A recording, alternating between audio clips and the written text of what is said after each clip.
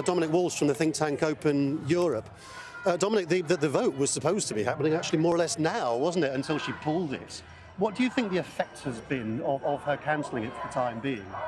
Yes, well, obviously she's now gone on a tour around Europe to try and seek concessions in some way. She's spoken of assurances rather than a full-on renegotiation.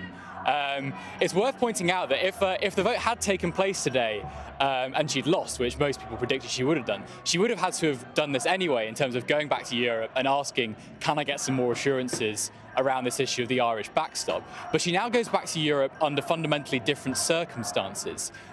If she had gone ahead with the vote and lost it, the domestic political consequences would have been chaotic, and her authority as Prime Minister would have been weakened. But they have been anyway by cancelling it, haven't exactly. they? I mean, and all through the emergency debate today, we heard MP after MP saying, look, we just can't trust what the Prime Minister says anymore, because she says she's going to do something and then does something else. I mean, she's terribly weak now, isn't she?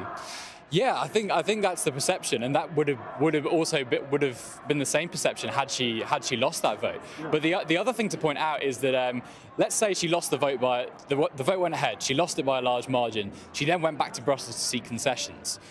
She would then have a concrete number to point to when she's in those talks with Jean-Claude Juncker and Donald Tusk. She could say, these are the number of MPs who are opposed to this deal that we've struck. This is what we need to do to change it. She now doesn't have that. And even though Europe will have known that she would have lost that vote anyway, she doesn't have that concrete number of MPs as a weapon in her armoury when she's trying to seek those reassurances and concessions.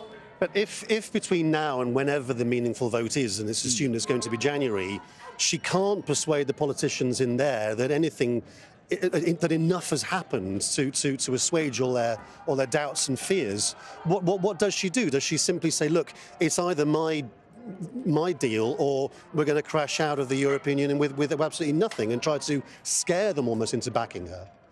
I think that's right, yeah, and I think the closer it gets to the March 29th, 2019, the more credibility that threat has, because there's been lots of talk of Parliament trying to block no deal, but everyone needs to remember that no deal is the legal default under the process of Article 50. And I think potentially one of the reasons why there's been so much opposition to the meaningful vote that's now not taken place is because that threat doesn't have as much credibility when we're in December rather than January. And if it, as looks likely, the meaningful vote happens in January, she will have that credibility to say it is my deal or no deal. But the problem is that a lot of the opponents of her deal are actually quite relaxed about no deal. Most of the people who don't like no deal, certainly in her own party, are in favour of her deal. Some of the Remainer rebels she might be able to win over, but the Brexiteers, a lot of them are very relaxed about no deal. So does the threat of no deal really focus their minds? I'd suggest not. Perhaps opposition MPs is a possibility, but again, that's difficult because of their party politics. Dominic, thank you very much. That's all we have time for. It's going to be a very